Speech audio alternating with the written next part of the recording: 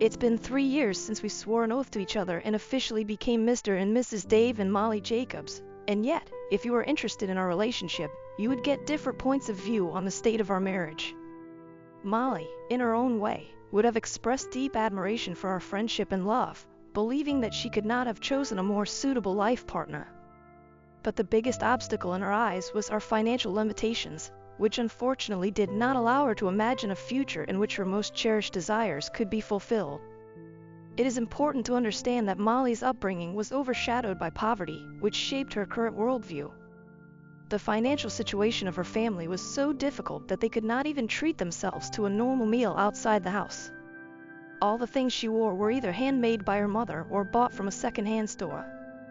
The poverty of their family was such that as a child, she could not afford a bicycle, a trip to the cinema, after-school clubs, or socializing with friends on weekends.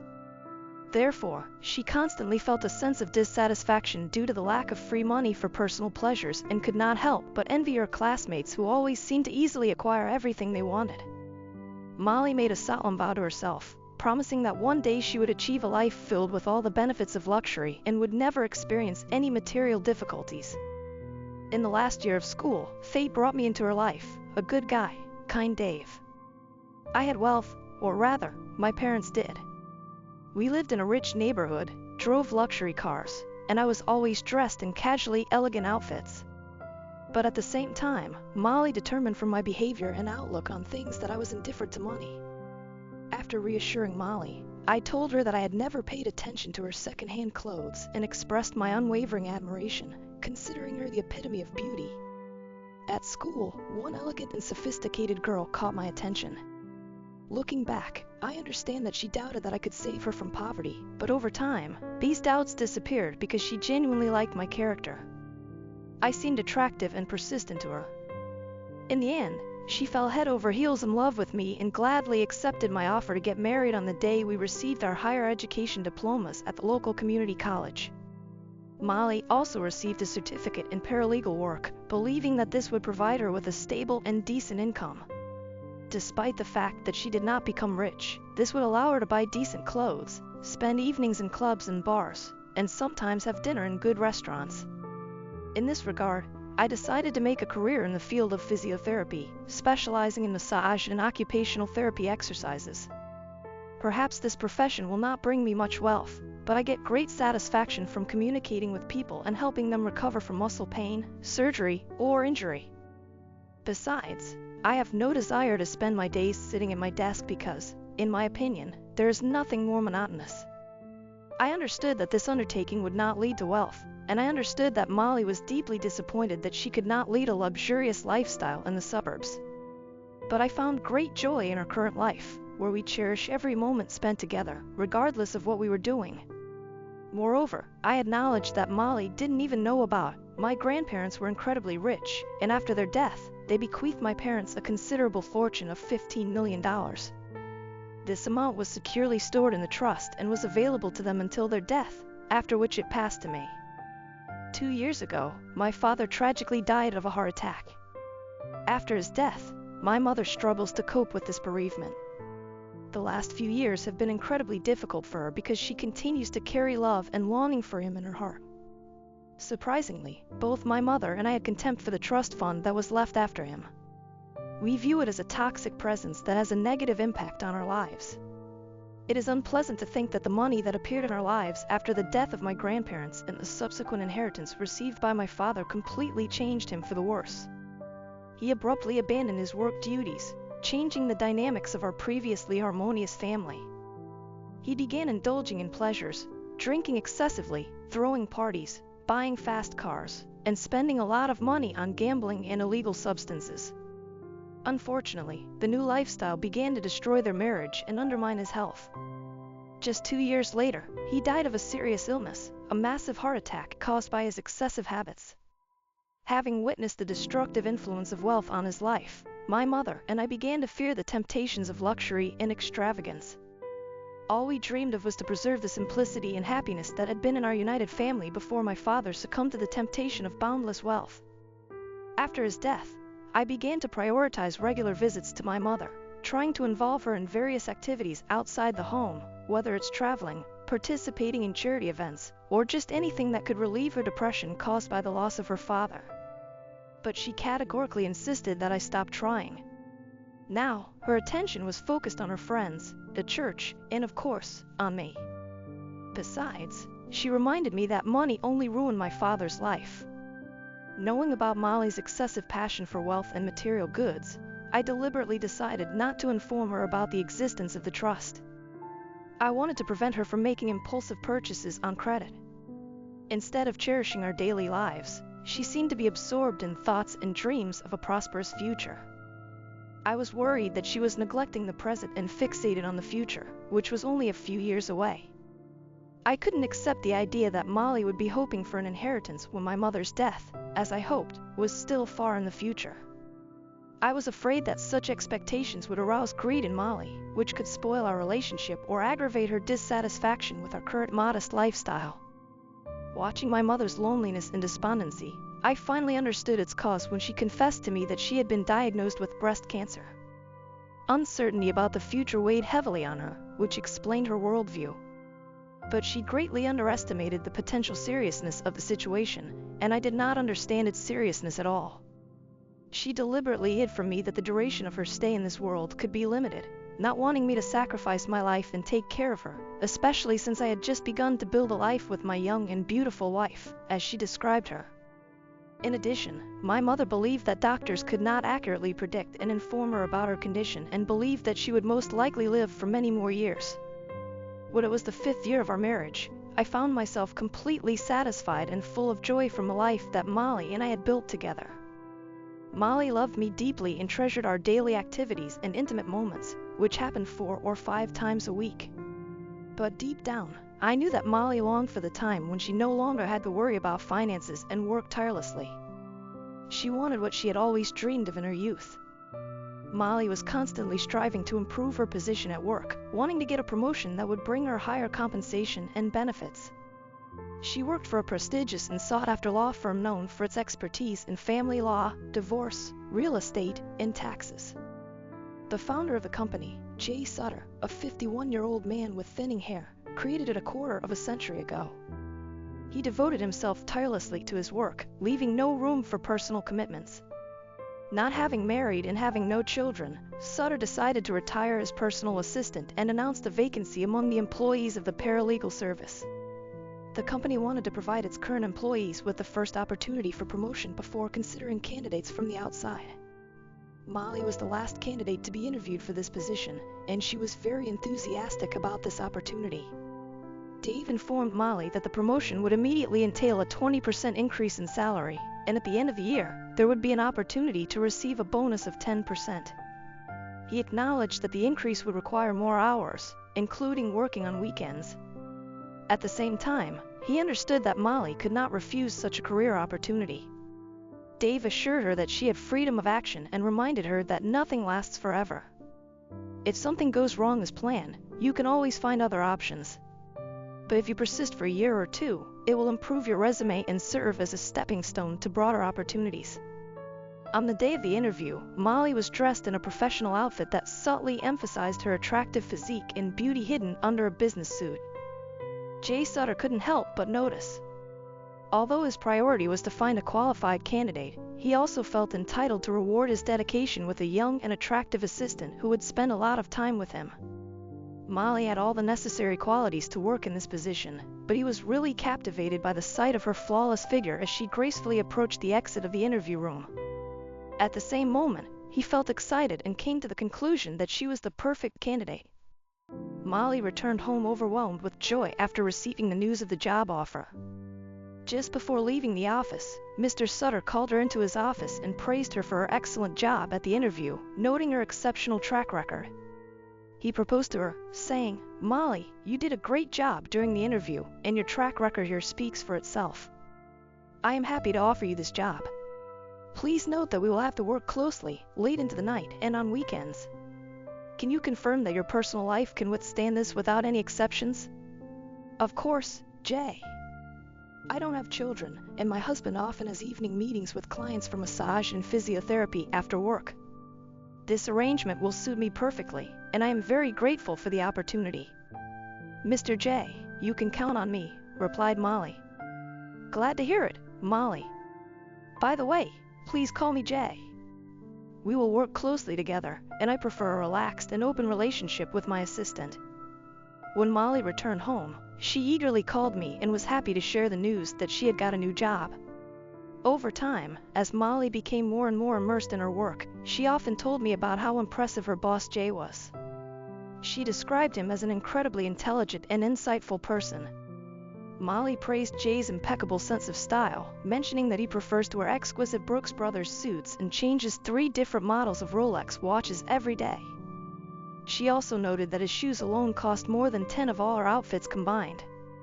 In addition, Molly stressed that Jay has a great sense of humor, confidently expresses his thoughts, and in general is a really good person. Over time, I began to feel a sense of anxiety, wondering why she suddenly became so secretive. It was obvious that something had changed between us, and I couldn't get rid of the feeling that I was being bypassed. The more she avoided talking about Jay and her job, the more my suspicions grew. Maybe there's something going on between them that she's hiding from me. I couldn't ignore the nagging doubts anymore. It's time to talk to her and find out everything to the end. Molly's work schedule began to change, and she began to come home later in the evenings, sometimes not earlier than 8 in the evening, 3 or 4 days a week. Curiosity got the better of me, and I decided to find out how things were going when we were sitting at the dinner table. I looked at Molly and cautiously asked what was going on. I couldn't help but pay attention to her habit of taking a shower in the evening, despite the fact that she had already taken it in the morning. It seemed strange to me that she avoids discussing her work, but at the same time, she constantly stays late and keeps silent about the reasons for this. "If I wasn't completely sure of your love for me, I might have suspected that you were having an extramarital affair," I said. "Davy, please refrain from such thoughts. You know perfectly well the depth of my affection for you, and I just can't get enough of your presence when I get home. I make sure to put myself in order to rid my body of sweat and dirt accumulated during the working day. To tell the truth, I can't tell you much about my profession. My duties include decoding and formatting various documents and memos, as well as resolving issues related to invoicing to my employer. Due to the numerous meetings during the day, he can devote himself to productive work only after 5 hours, after most of the employees left. I remember our conversation when I first got a job. He warned me about a long working day, and now we both fully realized the meaning of his words. When she spoke, she looked away without meeting my eyes, and for the first time, a doubt arose in my head. But I decided that the conversation had reached its limit and decided to leave everything as it is and take a closer look at what is happening around. As a rule, I got up before everyone else and was always the first to leave in the morning.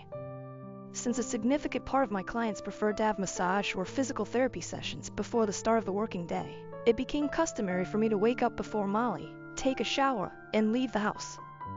This has become my daily routine. But today was different. Having no urgent obligations, I was leisurely sipping coffee and reading the newspaper when I suddenly heard the phone ring upstairs. The melody was unfamiliar, not belonging to either Molly or me.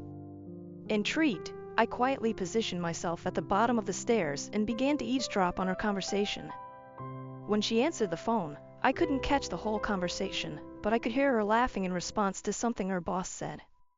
After that, I heard her say, "Yes, Jay, dear. I miss you too, and I'm looking forward to the surprise you talked about when I arrive."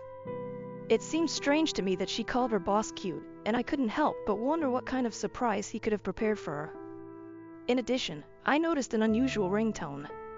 After I heard that, the shower turned on, making me think about what was going on. Going up the stairs, I noticed that her purse was lying on the bed. Curiosity took over, and I looked inside, where I found a brand new iPhone of the latest version. Such devices are usually sold at a price of about $11,000, and of course, she did not buy it with her own money. Moreover, it was clear that this extravagant purchase did not fall within the scope of our contract with Verizon, since no relevant accounts appeared. Wanting to understand the situation, I tried to unlock the device and view all text messages and call logs. At last, my attempts were thwarted by password protection.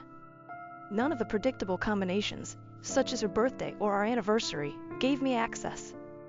When I put the phone back in its place, a small box hidden in Molly's purse caught my attention. Curiosity got the better of me.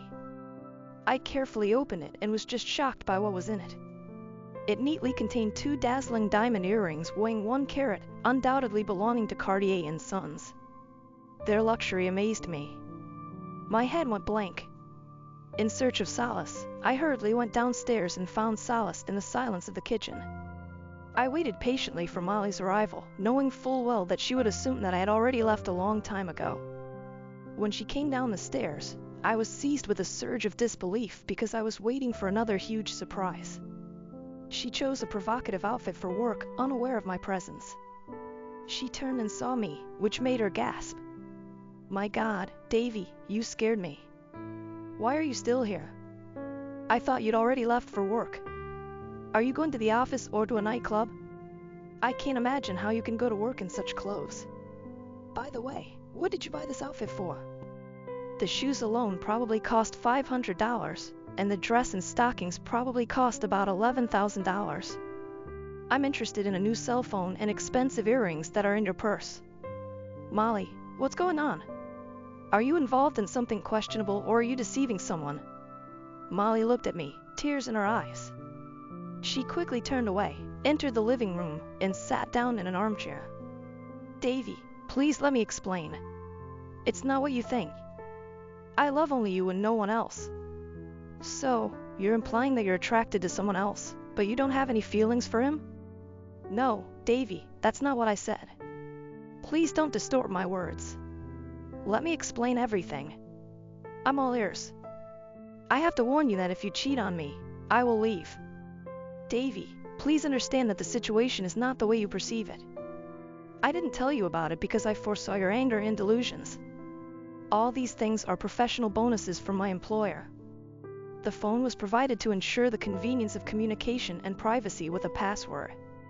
The earrings were presented in recognition of my dedication and exceptional performance. For a long time, he noted that he could not make changes to my salary or provide a cash bonus through the company, so he decided to purchase earrings for me. In addition, he bought me some new outfits and expressed a desire for me to behave in a certain way at work, asking me to wear them. Noticing my skeptical expression, she anxiously said, "Please, Davy, trust me. It doesn't mean anything. I am focused only on working well and maintaining positive relationships with him in order to achieve promotion and advancement in the company.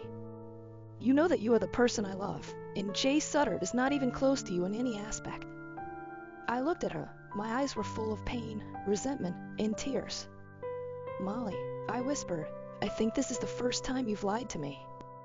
It looks like you're manipulating your boss by accepting lavish gifts and luxuries you can't afford, all in exchange for something more intimate. I can't help but wonder if that's why you're rushing home to take a shower immediately, if that's why you're calling your boss cute and expressing delight about meeting him." Molly's face turned purple, and she was gasping for breath, struggling to find words. But I interrupted her, determined to tell her the truth. "Before you continue to deceive me, Molly, I overheard your morning phone conversation. I won't tolerate any lies, so don't even try to deceive me. I'm leaving, and if I come back, I expect you to be completely honest about the situation." Turning to the door, Molly ran after me, desperately pleading, "No, Davy, it's not what you think. Please come back and let me explain everything." She rushed to me, insisting, "You're my only sweetheart." I stared at her in disgust, pushed her hand away, and shouted, "Goodbye, Molly," then I walked out the door. What did she want to achieve with this? Not knowing where to put myself, I got into the car and drove away. Looking in the rearview mirror, I saw Molly, who was desperately calling for me to come back, her tear-stained face distorted by cries of love. But I couldn't look her in the eye. I was overcome by the suspicion that her words were a lie, and I doubted that our whole marriage was built on a lie. I wanted to be alone to sort out my thoughts, and I drove the car to my mother's house. Regret seized me when I realized that she lived only half an hour away from home, and I reproached myself for not visiting her more often. Although I regularly called her every week, my physical presence on her doorstep happened only once a month or even less often. I justified my absence by the demands and distractions associated with life's occupations. Establishing and maintaining a daily routine becomes a part of life as we focus on the demands of work, household duties, and relationships. Among these responsibilities, my thoughts often turn to my wife, Molly. Reflecting on her situation, I couldn't help but encounter a problem that was bothering me. Although I had no concrete evidence of her infidelity, generous gifts in the form of jewelry, a dress, and a phone from her boss aroused suspicion. It seemed implausible that he would give such extravagant things without expecting anything in return. Even if Molly did not commit any inappropriate acts, his actions were undoubtedly inappropriate within the framework of a professional relationship between a boss and an employee. If their relationship hadn't moved to the physical level yet, he undoubtedly intended to do so. I couldn't help but wonder how long it would take for that to happen. As I drove up to my mother's house, I put aside all thoughts of Molly's insatiable craving for pomp and luxury. Getting out of the car, I entered the house, where there was an eerie silence. "Mom, are you here?" I called, and my voice echoed in the silence. Going into the living room, I saw a terrifying sight. Mom was lying on the couch. There was a bucket on the floor next to her. Her eyes, full of anguish, met mine as she turned to look at me. Her unnaturally pale complexion and fragile appearance spoke of the deterioration of her health. She tried to sit up, but her efforts were in vain. Acting on instinct, I rushed to her just at the moment when she reluctantly looked away. She hurriedly grabbed the bucket and poured the contents of her stomach into it. Tears welled up in her eyes, and she sank down on the sofa, taking shallow breaths. "Oh, Davy, you took me by surprise. I didn't want you to see me like this," she whispered, worried. I asked, "Mom, what's the matter? Do you have the flu? Did you go to the doctor? How can I help?" Deciding to help, I suggested, "Let me at least wash this bucket. I'll be back soon." I quickly took the bucket to the bathroom and poured its contents into the toilet. I rinsed it in the shower, washed it off again, and rushed back to my mother on the sofa. "Mom, please talk to me. What happened? Davy, please try to calm down. I want you to know that I'm fine. I must admit I feel a little guilty for not telling you about it during our recent conversations, but now I'm undergoing another course of chemotherapy. The symptoms you see are just the effects of treatment. Now I go through chemotherapy every Monday, and that's how my days go from Tuesday to Thursday.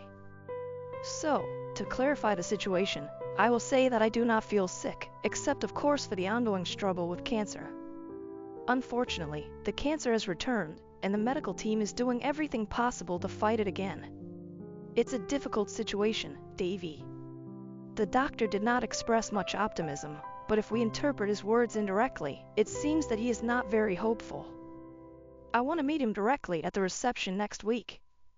If the chemotherapy treatment is not effective, I don't want to take it anymore. If my time is limited, I want to spend it feeling well enough to enjoy outdoor recreation, gardening, and spending time with friends, rather than sitting on the couch fighting nausea. Mom, I offer my deepest apologies. You have to beat this. Mom, I can't stand the thought of losing you. How can I help you? When is your next appointment? I will accompany you. Davy, you have your own life now, so don't worry and spend time with your wife. I have a wonderful young wife and a busy career, but please don't worry about me. Mom, you are an integral part of my life, and being close to you and helping you is no less important to me than coping with my own responsibilities. But I must admit I have some doubts about the fidelity of my beautiful young wife. Recently, I discovered that she received presents and gifts worth more than $10,000 from her boss. Despite her explanations that this is just a reward for her hard work and late hours, I find it hard to believe her.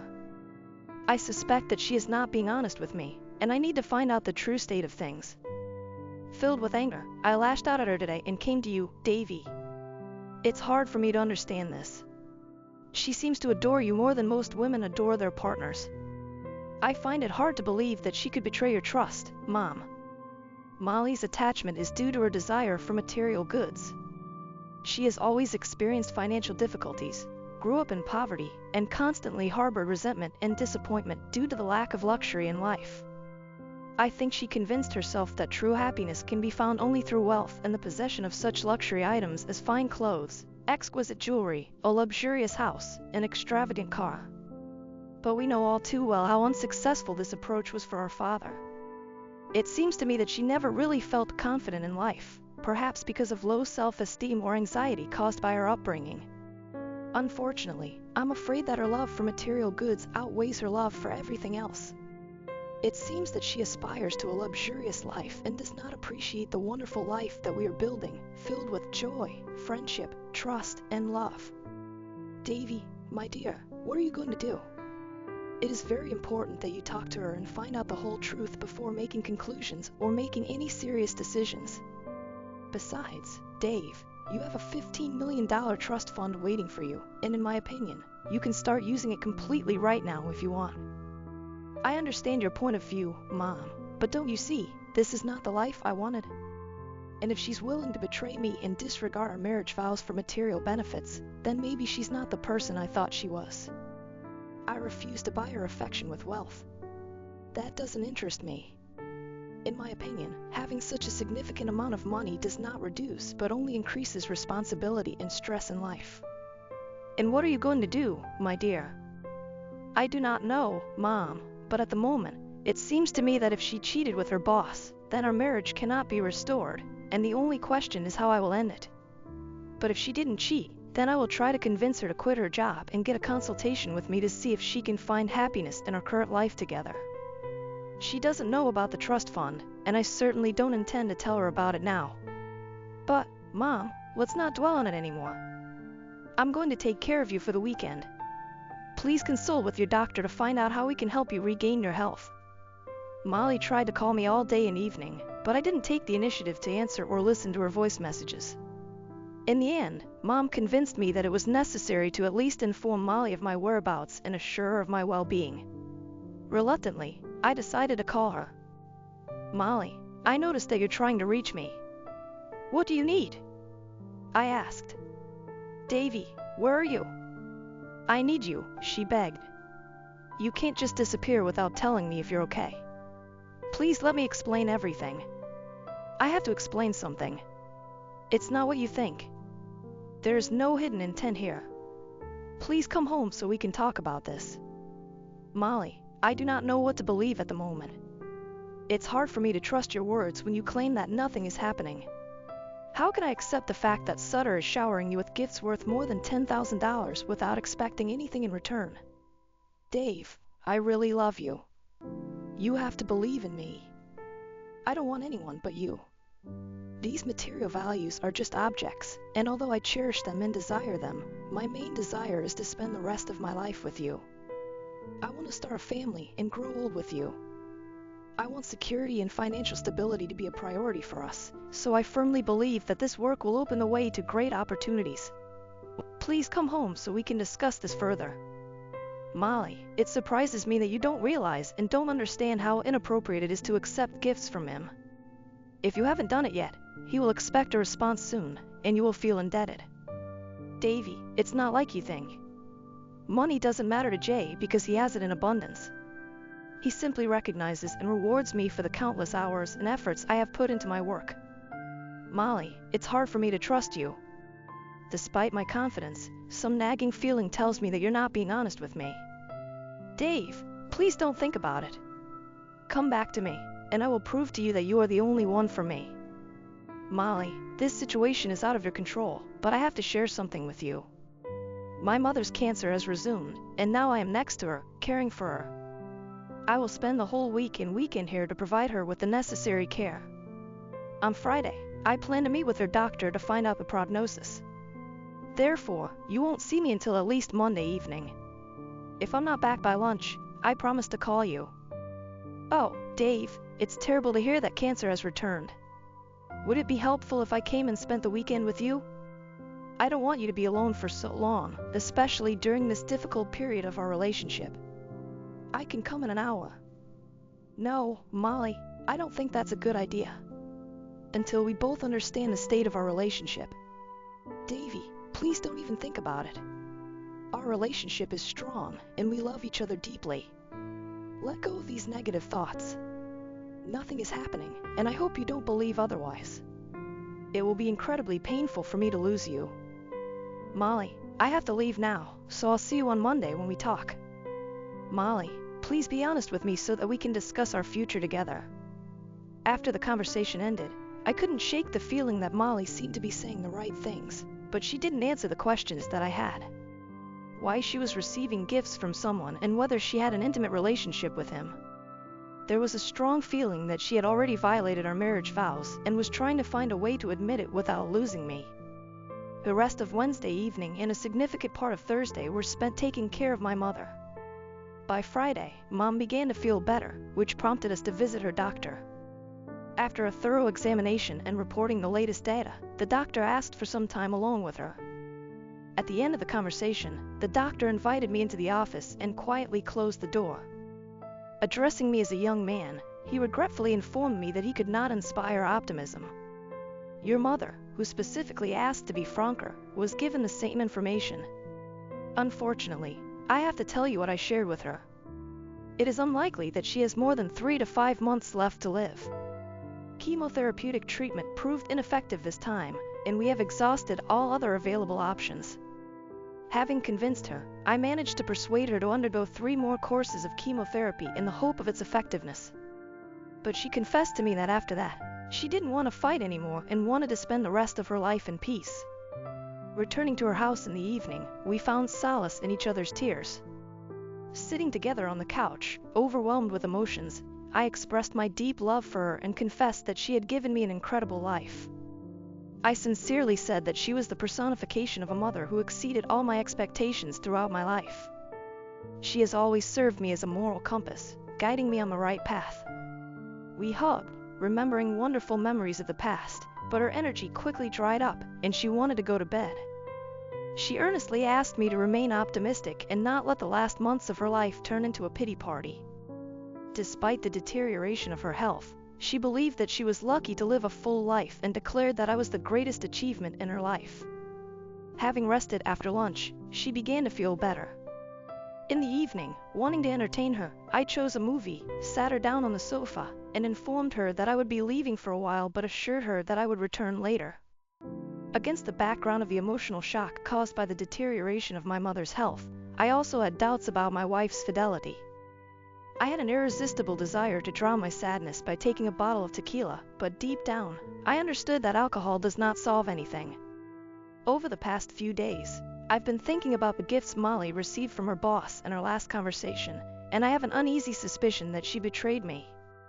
Desperate to find answers, I decided to drive around our house, hoping to catch a glimpse of her and determine whether she is there or not. Arriving at about 5 o'clock, I parked the car at the end of the block, taking a strategically advantageous position to watch the front door. When I looked, her car was parked in the driveway, which confirmed her presence. I noticed that the inner front door was ajar, which indicated that she was at home. While thinking about whether to drive up and immediately solve our problems, I saw a blue Porsche rush past me down the street and park in front of our house. Glancing at the license plate on the back window of the car, which read J number 1, I could not help but think that this man probably has problems with self-esteem. Without wasting any time, Molly left the house, locked the door, and hurried to his car. Her outfit seemed too revealing to me as they drove away. I watched in amazement as Molly didn't recognize my car. Perhaps she was too busy sitting in the passenger seat of a sports car. Intrigued, I decided to follow them and find out their destination. It turned out that it was not far away. They drove through the city center and eventually drove up to the famous Manny's Steakhouse in the city. Sutter gracefully got out of the car, walked around to open Molly's door, and they walked side by side to the entrance of the restaurant, seemingly lost in each other's presence. I found an empty parking spot on the street, quickly picked up my hat and jacket, and headed for the restaurant with a measured step. I entered the establishment and directed my gaze to the back, where I immediately noticed them sitting close to each other on one side of the table. His hand was resting comfortably on her hip, and she was looking through the wine list. Suppressing the urge to meet their eyes, I decided to turn around and disappear into the car. After getting into the car, I occupied myself for a few hours watching various blogs and articles on divorce on my phone. In the end, my attention was attracted by the fact that the parking attendant drove a Porsche to the entrance, which they both subsequently got into. I had hoped that this would be the last chapter, but doubts did not leave me. As I followed them down the street, it didn't take long, and my heart broke to pieces when they drove up to the Hilton. Again, using the services of a parking attendant, Sutter walked around the passenger side of the car and kissed her on the lips, then helped her out of the car. That moment confirmed that our marriage had come to an end. No amount of persuasion from her could convince me that they weren't involved in some kind of deception, and I didn't need visual confirmation to understand what was going on. Moreover, I had no desire to observe what was happening. Anger consumed me. When I returned to my mother, I was overwhelmed by a wave of emotions: sadness, confusion, surprise, and many others. After parking the car at the house, I plunged into thinking about what to do next. Deep down, I knew that divorce was the only solution, but I was worried. My wife worked for the most reputable divorce firm in the entire region, so I couldn't help but fear that during the divorce process, I would be completely overloaded and taken advantage of. Given our circumstances, it became clear that we had nothing much to share. Our modest house did not have much capital, and our savings were limited. Although I earned a little more than she did, the difference was insignificant, which gave me reason to believe that possible alimony would be scanty at best.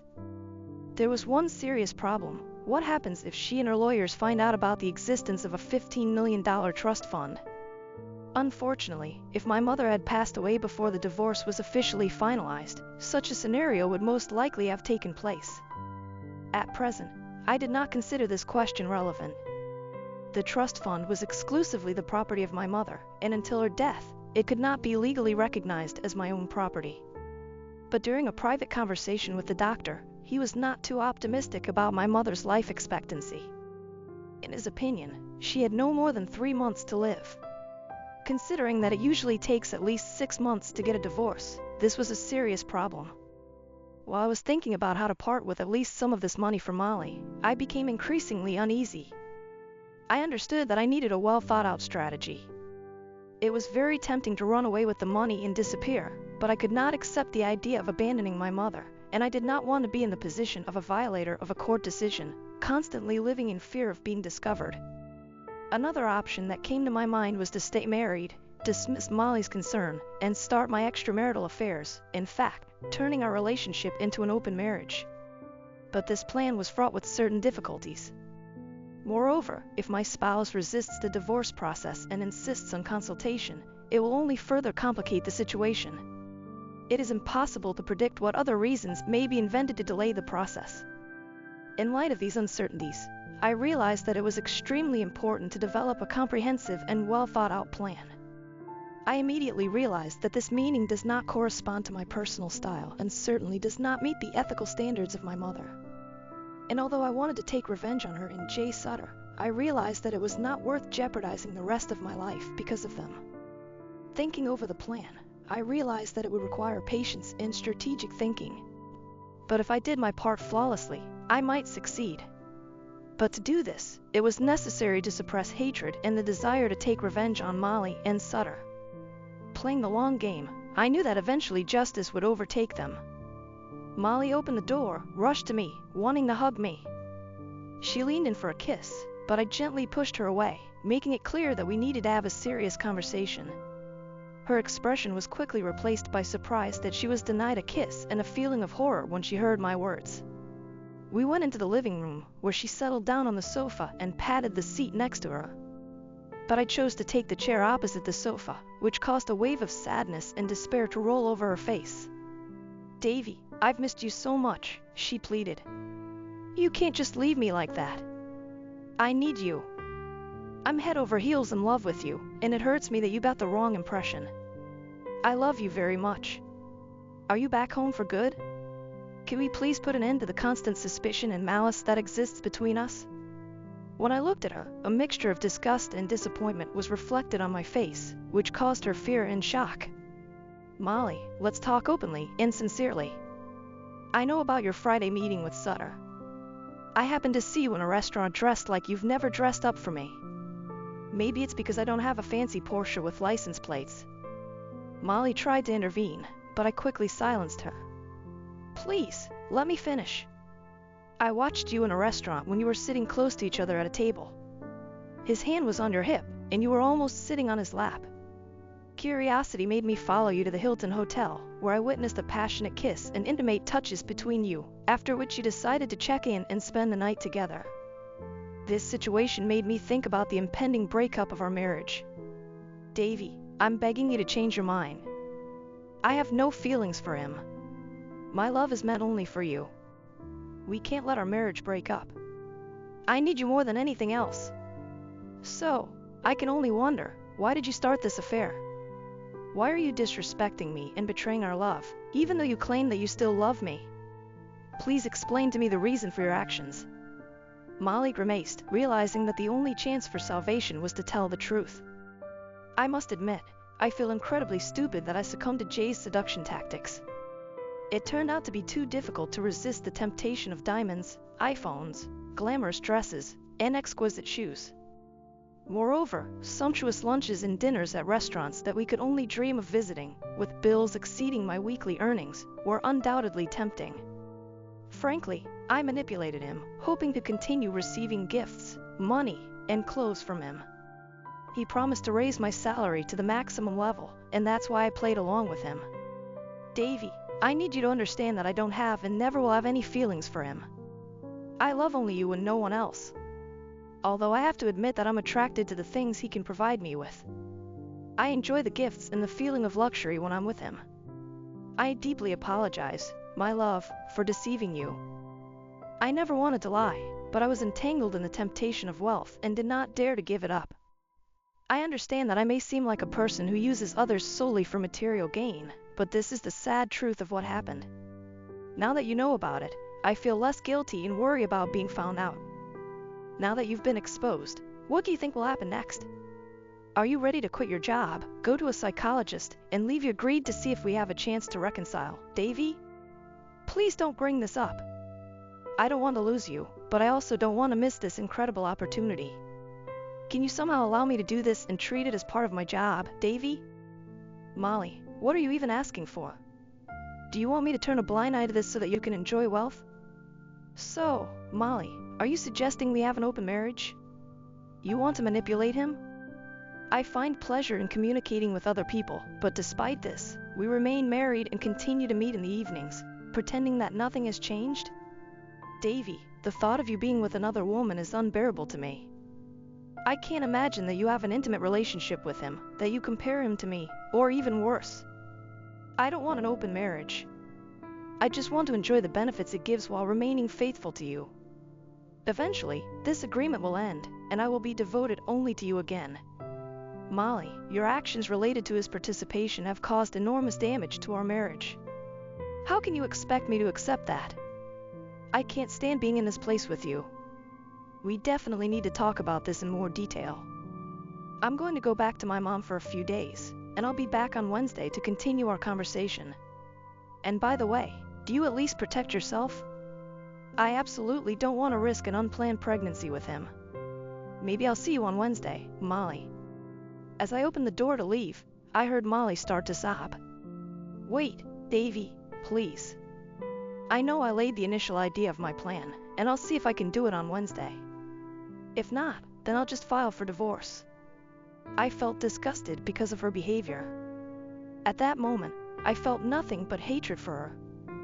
I despised lies and betrayal, losing all respect for her because it became obvious that the focus of her attention was materialistic greed and the satisfaction of passion. I was thinking about going straight to Sutter's house and taking drastic action against him and then forcing Molly to quit her job through counseling. But what's the point?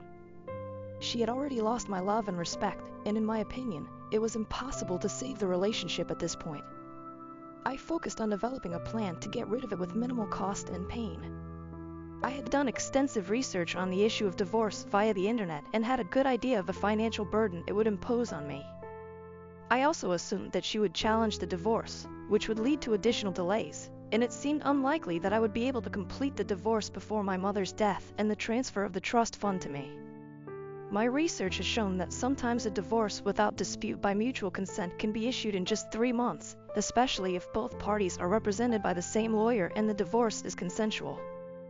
This opportunity was extremely important for the implementation of my plan.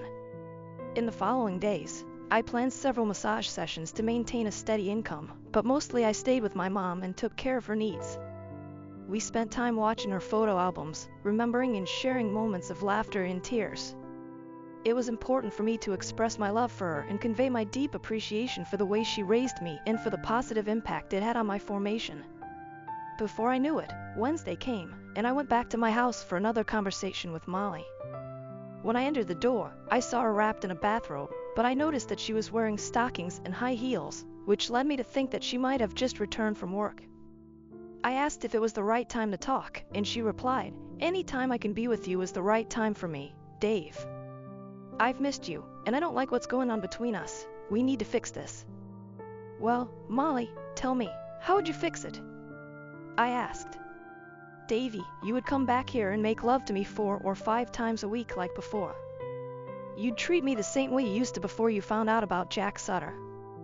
I would treat you like royalty and do everything to make you happy. What about the real problem, Molly? What about you and Sutter? Oh, Davey, if you could just forget about it, let me have this part of my life. I will enjoy all the luxuries that we cannot afford, and then I will come to your house as always to make passionate love and enjoy each other's company like the soulmates that we have been until now. Do you love me enough to let me go on like this, please, honey?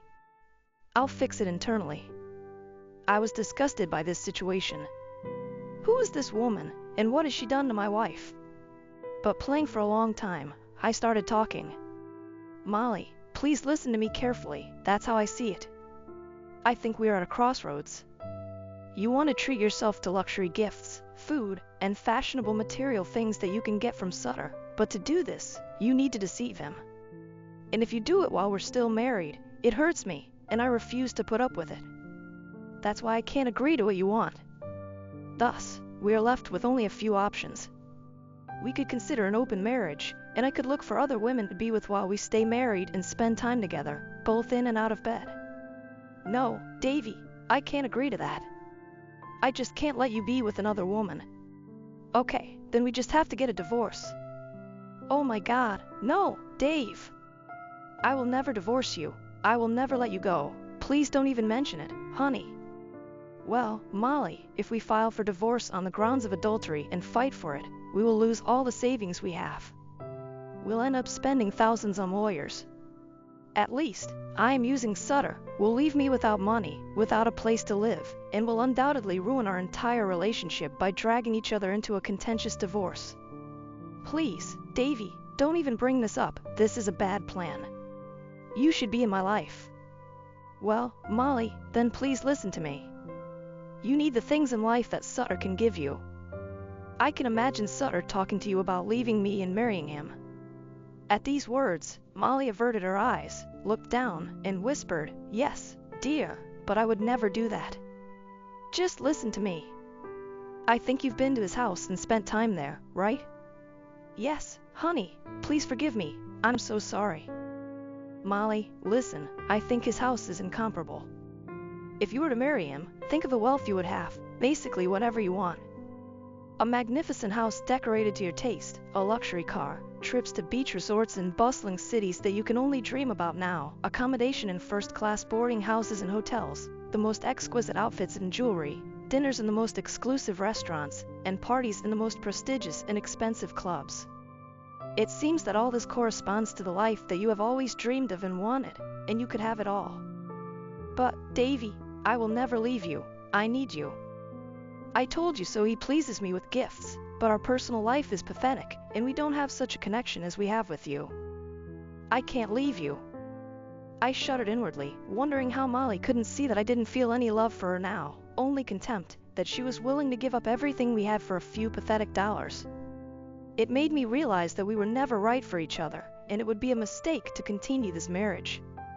"Molly," I said in the most convincing voice I could manage, "you won't have to be without me, and I won't have to be without you. You and I could have a secret affair, share our love and communication.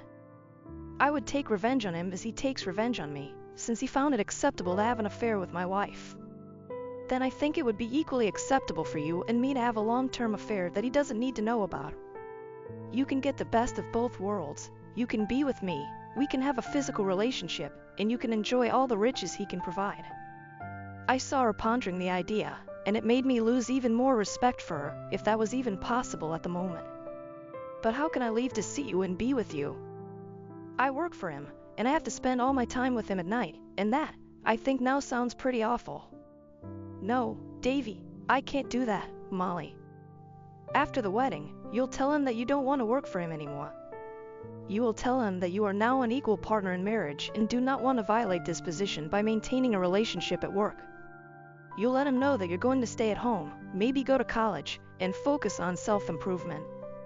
Then I will only have to schedule clients for the evening, and you and I will have every weekday to spend time together and do leisure during the day. Thus, you will receive both material benefits and a luxurious life that you want from him, and I will remain your best friend and lover when you need me. I emphasized this idea very convincingly. I saw the wheels turning, and I knew I had planted a seed that I hope will grow. Now I had to outline the details. Of course, Molly, the only option that can work is for you and me to have a friendly, no-fault divorce in which we just split the savings. I'll leave the house as a place where we can meet, and we'll save our money. If Sutter is a lawyer for both of us, you need to convince him to let us quickly and calmly arrange a divorce by mutual consent, without him trying to take everything from you to the last penny. It will be very important for us to get a divorce quickly because during this process, he will expect that we will live separately, and you will still work for him.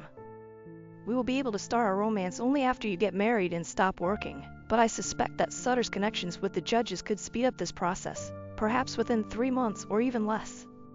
Davy, I don't know, no. I really don't want to get divorced, although I like his lifestyle, but I really don't want to be with him. I'm not sure I can handle living with him and being his wife. Can't you just let me have him on the side and leave everything as it is now? He means nothing to me, and it won't take anything away from us. I'm sorry, Molly, but we've already discussed this. You don't want an open marriage, and that's the only way we can stay married. I refuse to let him have the advantages of a wife while I'm sitting at home. There remains only a divorce, and we can either go through it the hard way, fighting with each other and losing everything that belongs to us.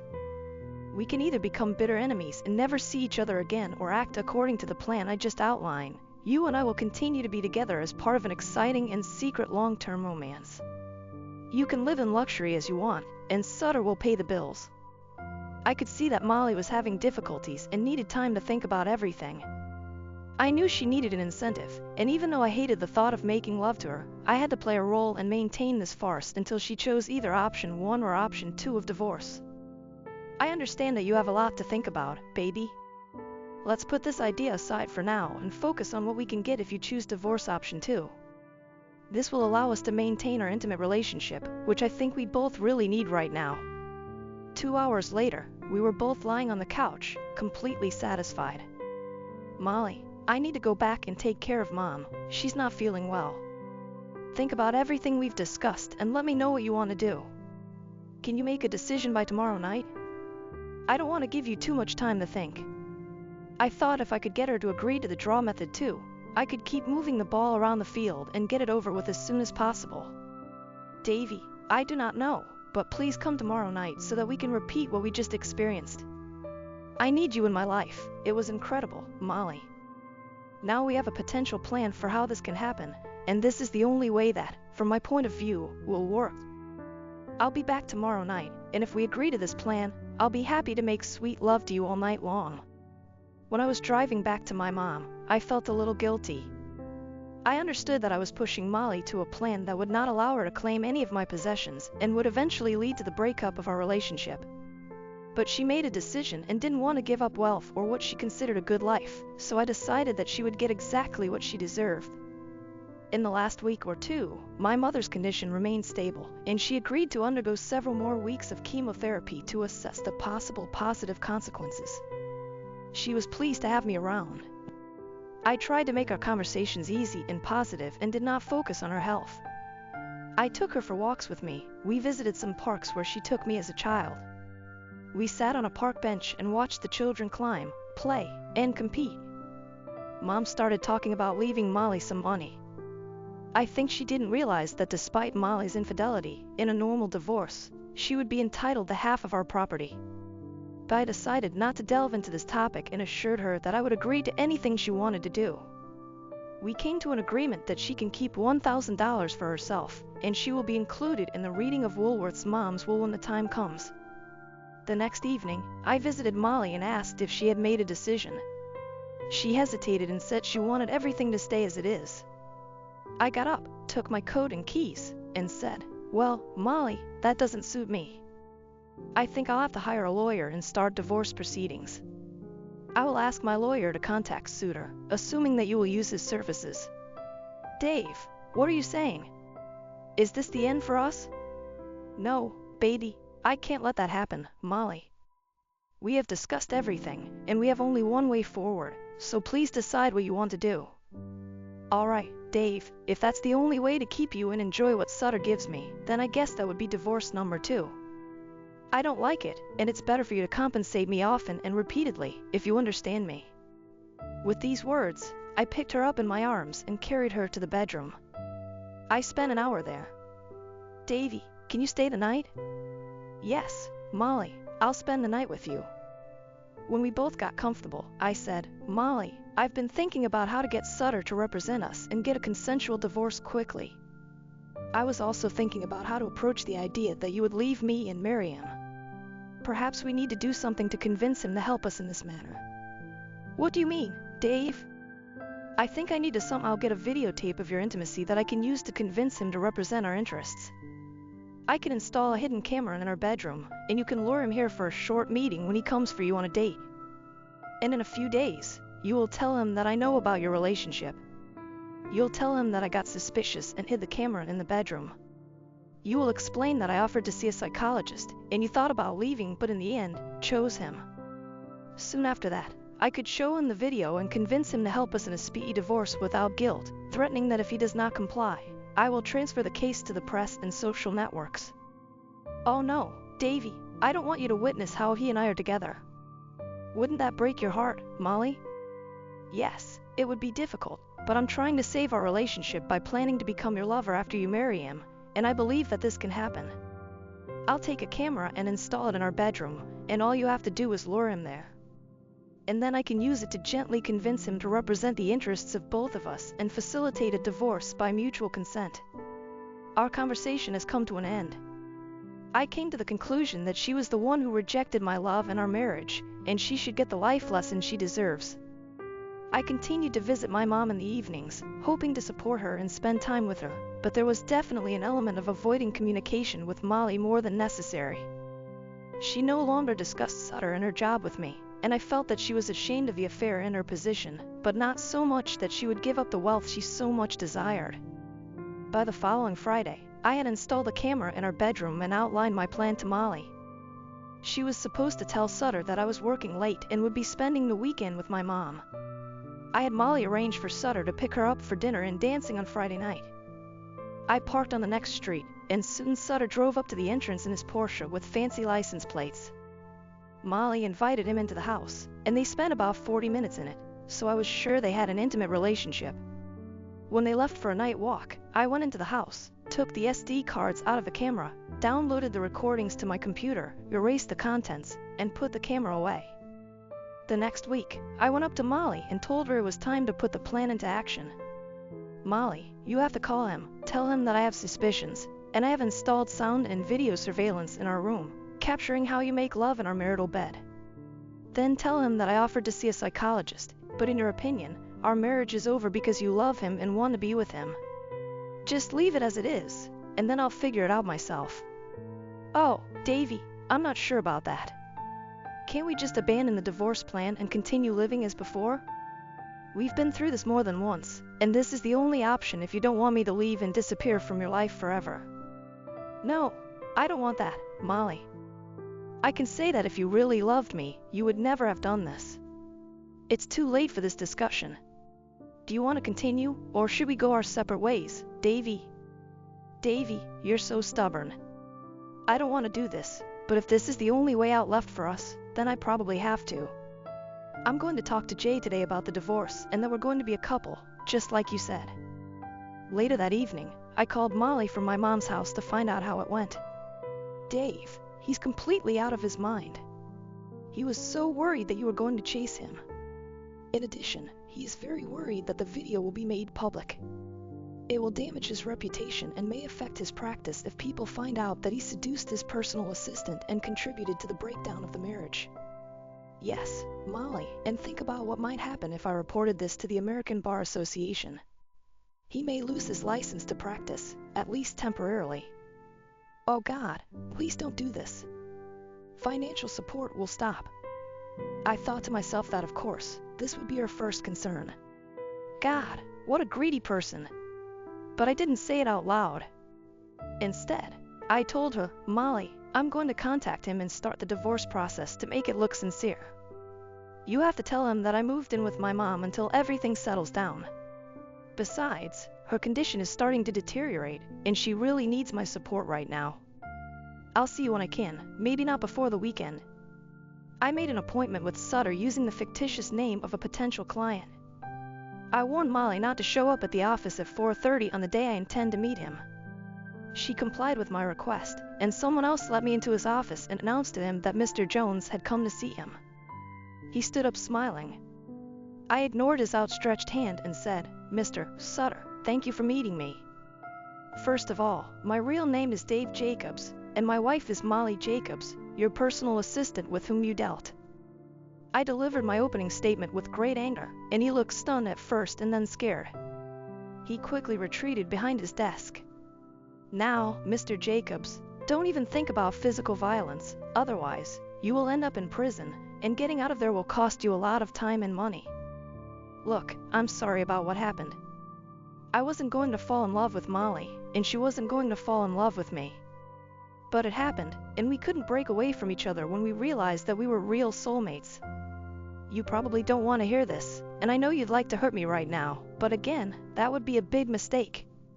Why are you here, Sutter? You know Molly chose you over me. Molly chose you over me and refused to work on our marriage, so I think you won. I handed him the flash drive and said, you can watch it in your free time, but in fact, it shows how you and Molly are engaged in intimate activities in my house and in my bedroom. Sutter, we have two possible scenarios. In the worst case scenario, I will dispute the divorce with Molly. I will hire a lawyer, and she will hire you or one of your employees. I'll shoot this video and send it to the newspaper, to social networks, to the bar association, your parents, friends, in general, everyone I can remember, trying to ruin you. Okay, Jacobs, wait. It will hurt Molly too. And do you really want to do that to the woman you love? Also, how will you feel knowing that everyone knows that your wife cheated on you? You must have another idea on your mind, so get on with it. Yes, Sutter, there is. I know I lost Molly because of you, so I basically want to end this sham marriage as soon as possible and move on. But I don't want to lose everything at the same time, and I want Molly to be okay when this is all over. You don't have to worry about Molly, Jacobs. I'll take good care of her. And yes, I also want your marriage to end as soon as possible so that Molly and I can move forward together. Then I suggest to you, Sutter, the following. You represent both Molly and me in a no-strings-attached divorce proceeding. We can split our savings, which are practically worthless, but I keep the house, which again is practically no capital, maybe $110,000 at best in the current market. At the moment, it may even seem uninhabited. In any case, you'll just take my list of assets, draft a 50-50th split, speed up our divorce within 3 months, and it won't cost anything for me or for Molly. If you agree, then we can avoid lengthy litigation. So, Jacobs, here's the thing. I will represent you both for free. I will divide everything except the house 50-50ths, and that's it. Yes, but don't forget that time is running out. I want to start a new life in another state in less than 3 months. You probably want me to leave too, so you can be sure that I won't interfere with your and Molly's new life. I think you have a few judges who are friendly to you, and if you ask and they know that this is a friendly divorce, they will speed up the process. Yes, Jacobs, I can arrange that. Okay, let me check with Molly if she agrees with you. Then we have a deal. Just send me a list of assets, and I will immediately proceed with the paperwork. I will deliver the documents to you next week. You just sign and return them to me, and we will be on our way. Hardly hiding my satisfaction, I walked towards the door of the office with a contemptuous look, saying, "I'm relying on you to make it work out so we can both move on." When I got home, I sent Sutter a list of assets and then informed Molly about our progress. She looked exhausted, and when she finally spoke, I reminded myself that this was a situation she had created, and now she would have to face the consequences. "Dave, I have such conflicted feelings about this whole plan. I know that Sutter will now want me to stay with him and will put pressure on me, forcing me to spend more and more time together as a couple. I'm not sure I can handle it. Molly, why don't you tell Sutter that you don't think it's necessary to live together until you get divorced and until you and Sutter get married?" The latest news when I returned to my mom, she was lying on the couch and watching TV. She said she felt weak, but in fact, she felt better without chemotherapy. She insisted on discussing the funeral, what psalms she would like to perform, and who should attend. She discussed who would read the poems and how she imagined my eulogy. I had to leave the room before the tears came. Life can be so unfair.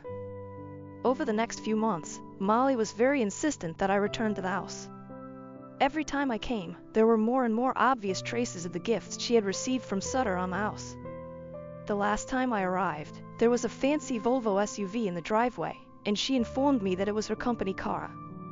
To be honest, I was disgusted, but I didn't want to bring up a topic that could lead to a conflict at home.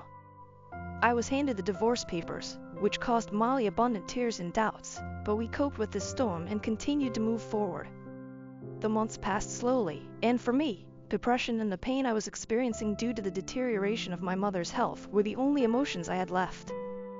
I stopped communicating with Molly so much that I spent as little time as possible in our house, telling her that I needed to spend every day with my mother. Finally, the day came when Sutter sent me an email with an attachment of the divorce document, informing me that the case had already been completed. "We're officially divorced, and I have to move on and stay away from Molly," he told me. Molly received the same message and left the office pretending to be sick, hurrying home to be with me, but I was already gone. She called, but I didn't pick up. I was done with it, and now all that remained was to let her know that our relationship was over. I made an appointment with her the next morning, but it was the beginning of the most terrible day of my life. In the morning, Mom fainted at the kitchen table, and I couldn't bring her to her senses. I called 911, an ambulance arrived and took her to the hospital, and I followed them. I texted Molly about what had happened, canceled our morning meeting, and assured her that I would stay in touch. Mom died in the hospital that night. She never regained consciousness and peacefully left her body in the middle of the night. I held her hand as she breathed her last. I returned to my mother's house, cried myself to sleep, and the next day forced myself to organize all the details of the funeral that my mother so insistently wanted to plan. The funeral took place 4 days later, and during my eulogy, I spoke about the love and priceless wisdom that my mother passed on to me throughout my life. I also told the pastor that, in the near future, according to my mother's wishes, a significant donation will be made to the church. I texted Molly about the funeral and asked her not to attend. I continued to ignore her calls, realizing that I was just postponing the inevitable conflict situation. Finally, I had a great opportunity to end all this when my mother's lawyer called me to arrange for the reading and execution of the will. The lawyer also asked for Molly's contact information, as my mom left her a cash gift of $10,000. I called Molly and gave her the details of my mom's death and funeral. Molly told me that she is now engaged and is going to get married, and expressed a desire to comfort and support me after the death of my mother. She also said that, in her opinion, it was time to resume our romance. I informed her about the reading of the will and asked her to come to the lawyer's office the next day at 10 o'clock so that we could listen and execute my mother's will. Although she agreed, she was at a loss as to why she should be there. I explained that Mom had left her a gift and the estate manager wanted to fulfill her wishes. "The estate manager?" she asked. "I thought your mom only had a house and Social Security, so I guess it's not that much, but what a blessing that she remembered me. I wasn't a very good daughter-in-law, especially after I cheated on you with Sutter. I feel guilty about that and everything else, but now we can put it all in the past and resume our love life. See you tomorrow at 10 o'clock, Molly," I said sharply and ended the conversation. Pain, anger, and disgust bubbled up in me, but I knew that I was nearing the end and would soon start a new life. Molly and I were escorted to a rather luxurious conference room at the law firm of Jenkins, and Mullery. We took seats on opposite sides of the large conference table while Mr. Jenkins opened the will and got to work. Turning to Molly, he said, "Molly Jacobs, your ex-mother-in-law has bequeathed you an amount of $10,000, which should be paid to you today without any other conditions. She wanted me to share with you one piece of wisdom. Remember that a good life is not just about money. So, think carefully about what you have and what is really important to you, and don't be deceived by objects that are only fleeting symbols of beauty." Molly flinched when she heard a thinly veiled reprimand from her late mother-in-law through a lawyer, but she didn't say anything.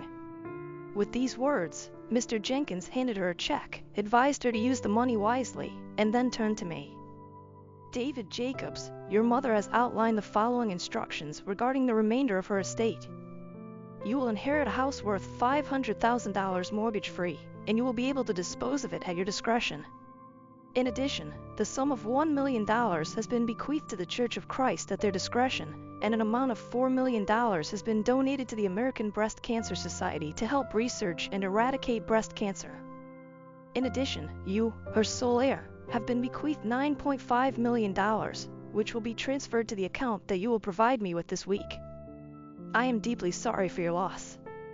Then, Mr. Jenkins got up and left the room, leaving Molly and me alone. Glancing at Molly, I noticed that she was breathing heavily. It was obvious that she was in a state of shock, and the reality of what was happening finally dawned on her. When she looked at me with anger, Molly was looking at me with a pained and puzzled expression on her face. "What is it, Dave?" "Your mom was rich.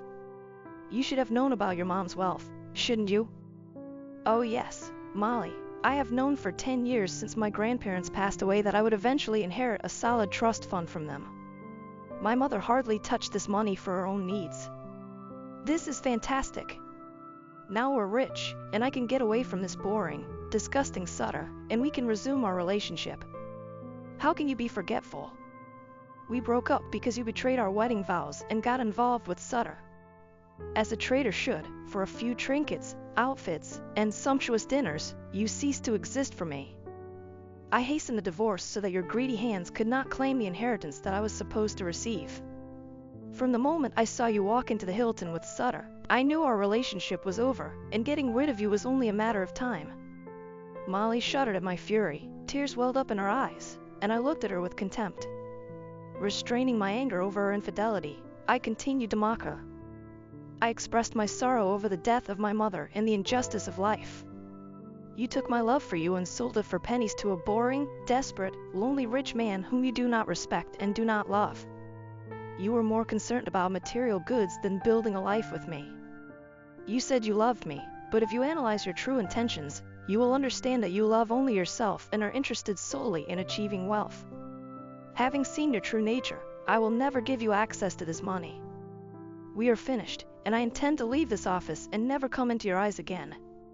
How could you? You set me up. Why didn't you support me? Yes, I have a desire for money and material goods. You know about my upbringing. We had nothing. We were disrespected, treated badly, looked down on from an early age, and throughout my life, I was taught that a person is valued only when he has money. But I love you, Dave. I really do. You should have shown me our possible future. It's not fair. Molly, I understand that it may seem to you that only money brings respect, but I respected you for who you are, or for who I thought you were. I adored you the way you were, and I showed it every day. We had something wonderful until you became disillusioned with our ordinary existence in the middle class and wanted more. You still haven't figured it out. You have exchanged our love, our communication, and all the chances of a future together for scanty wealth. When you get married and live with Sutter, surrounded by everything you need, but you will not find happiness in your life. Perhaps then you will understand that material goods are the least important element of a full life. You have sacrificed your integrity for things that will bring you little comfort. You disgust me, and I will never be able to share my love with you again. Maybe it's not too late for you to leave Sutter, quit your job, live on your own, and look for something that will bring you happiness. That's exactly what I'm doing.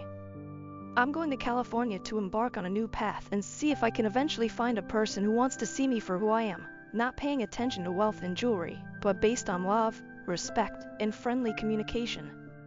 I wish you good luck, and I'll try to remember you as the beautiful young wife I adored before your greed separated us." Molly listened to me with a shocked and pained expression on her face, then burst into tears, laying her head on the table and sobbing. "God, what have I done?" I felt terrible, but it was over, and I had to leave before I said too much. I stood up and said in a softer tone, "I'm sorry, Molly, but we don't have a future. Good luck to you, and goodbye." I turned around and practically ran out of the room to my car. I drove back to my mom, preparing for the last step in my plan to move forward. I sent a video of Sutter's involvement with Molly along with a cover letter to the American Bar Association. I sent the same letter and video to several of his employees with whom I communicated about the divorce. Yes, I lied to Sutter about our arrangement. He lured my wife with wealth and influence. He deserved to be punished for his actions. I was saddened that this could further harm Molly and perhaps even put an end to her prospects of marrying Sutter, but both of them had wronged me, and my suffering demanded retribution in one form or another. Before starting a new chapter in my life, I wanted to end Jay Sutter forever. I sold both houses, collected the most valuable things, and moved to San Diego to start a new life. I opened my own practice specializing in massage and physiotherapy, as well as a yoga studio equipped with the latest technology for the treatment of physical diseases and rehabilitation. About 2 years after moving in, I started dating one of the yoga instructors who worked under contract, who had the traits of a saint. Our love blossomed, and we decided to get married, committing ourselves to share our bonds forever. In the next few years, we had a son and a daughter, and we began to spend as much time as possible with the whole family, enjoying the simple joys of life. I never really understood the joy of sincere affection until I had a family that I could cherish. Jay Sutter did not lose his license, but he faced the loss of numerous employees and significant respect and camaraderie among his colleagues and other connections. He became something of a laughingstock as a result of the negative consequences. Jay's legal practice and the list of his clients were significantly reduced, and 2 years later, his firm ceased to be among the top 25 firms in the region. Molly and Sutter got married, but Jay made sure that Molly signed a prenuptial agreement before the wedding. The contract stipulated that in case of infidelity of one of the parties, the marriage would be annulled, and each of the parties would retain their property. Molly was forced to quit her job because she was disrespected by colleagues and neglected by co-workers, and a year later, Sutter went completely bankrupt. His company collapsed, and he was left with numerous loans. He and Molly had to sell a luxury house and cars and buy a more modest home and car. Such a life did not suit Molly, so she divorced Sutter and quickly moved east in an attempt to start a new life, and that was the last I heard of her.